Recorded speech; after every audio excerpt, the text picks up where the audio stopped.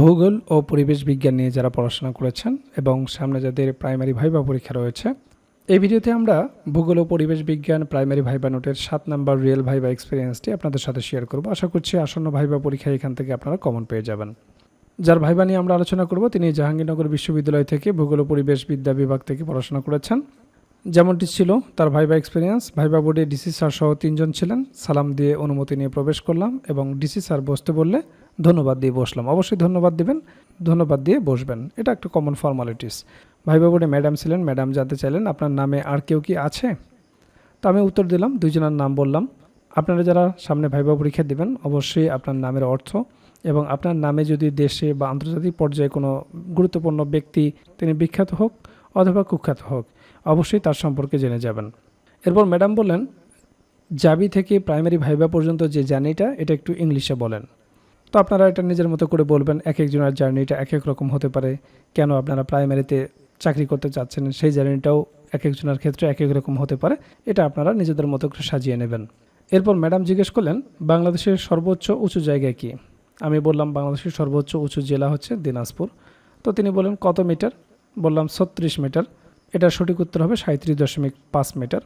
এরপর DC sir জানতে চাইলেন কোন জেলা যেন বললেন। তো আমি বললাম স্যার দিনাজপুর। ডিসি স্যার বললেন কত মিটার। তো আমি বললাম 36 মিটার, কিন্তু সঠিক উত্তর হবে 37.5 মিটার। এরপর ডিসি স্যার জিজ্ঞেস করলেন ঠাকুরগাঁও এবং পঞ্চগড় কত। তো আমি বললাম সরি স্যার, এখন রিকল করতে পারছি না। স্যার বললেন ভালো করে জেনে নেবেন। এরপর আরেকজন স্যার ছিলেন, তিনি আমাকে গণিত থেকে একটি ম্যাথ জিজ্ঞেস করলেন। বললেন একটি ট্রেনের গতিবেগ 30 কিলোমিটার প্রতি ঘন্টা। ট্রেনটির দৈর্ঘ্য 500 মিটার এবং 500 মিটার দৈর্ঘ্য একটি প্ল্যাটফর্ম অতিক্রম করতে তার কত সময় লাগবে। তো তিনি উত্তর দিয়েছিলেন 1 মিনিট। আসলে সঠিক উত্তর হবে 120 সেকেন্ড বা 2 মিনিট। এরপর স্যার সূক্ষ্মকোণ, একান্তর কোণ, বিপ্রতীপ কোণ এবং অনুরূপ কোণ এঁকে রেখেছিলেন এবং আমাকে বলতে বলেন কোনটা কোন কোণ। তো আমি 3টাই পেরেছি, একটা পারিনি। তো এই যে সূক্ষ্মকোণ, একান্তর কোণ, বিপ্রতীপ কোণ, অনুরূপ কোণ, এই বিষয়গুলো আমাদের গণিত বেসিক ভাইবা নোটে রয়েছে। গণিত থেকে যে প্রশ্ন জিজ্ঞেস করুক ইনশাআল্লাহ আপনারা তার উত্তর দিতে পারবেন। এরপর ম্যাডাম জিজ্ঞেস করলেন এবার বিশ্বকাপ কোথায় হবে। তো আমি বললাম, এরপর ম্যাডাম বললেন কোন দল সাপোর্ট করেন। তো আমি বললাম ম্যাডাম আমি ছোটো থেকে আর্জেন্টিনা সাপোর্ট করি। ম্যাডাম বললেন আর্জেন্টিনা কোন মহাদেশে অবস্থিত। বললাম সাউথ আমেরিকা। ম্যাডাম বললেন স্যার ঠিক আছে। উনি বললেন ম্যাডাম আবার বললেন উত্তর আমেরিকা না। না ম্যাডাম, দক্ষিণ আমেরিকা। ম্যাডাম বললেন ঠিক আছে, বলেন লাপাজ কি। তা আমি বললাম ম্যাডাম পৃথিবীর সর্বোচ্চ রাজধানী। এরপর ম্যাম জানতে চাইলেন কোন দেশের রাজধানী বলতে পারবেন। তো আমি বললাম সরি ম্যাডাম, এখন রিকল করতে পারছি না, তবে সম্ভবত ভেনিজুয়েলা।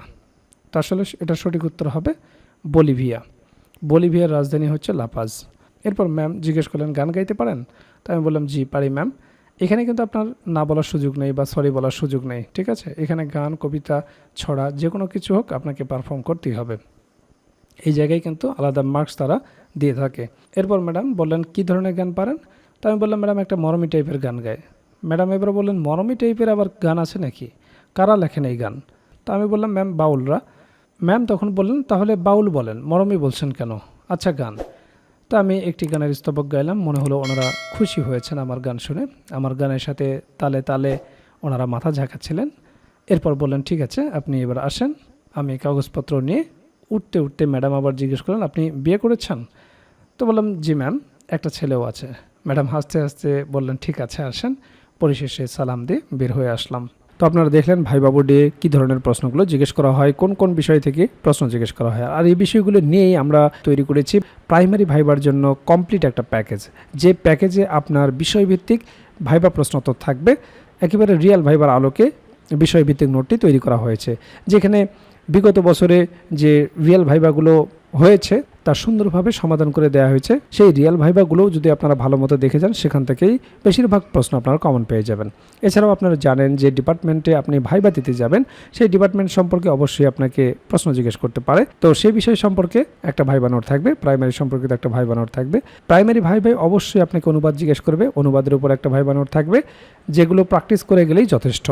এরপর আপনার নিজ জেলা সম্পর্কে অবশ্যই আপনাকে 2-1টি প্রশ্ন জিজ্ঞেস করতে পারে। আপনার জেলা কেন বিখ্যাত, আপনার জেলা দর্শনীয় স্থান কি, আপনার জেলার নামকরণ ইতিহাস কি, বিখ্যাত খাবার কি, ভাষা ও সংস্কৃতি সম্পর্কে জিজ্ঞেস করতে পারে, মুক্তিযুদ্ধে কী অবদান রেখেছিল, নানাবিধ গুরুত্বপূর্ণ প্রশ্ন থেকে আপনাকে 2-4টি প্রশ্ন জিজ্ঞেস করতে পারে। তো সে সম্পর্কিত আপনার জেলার ওপর সুন্দর একটা সাজানো গোছানো নোট থাকবে।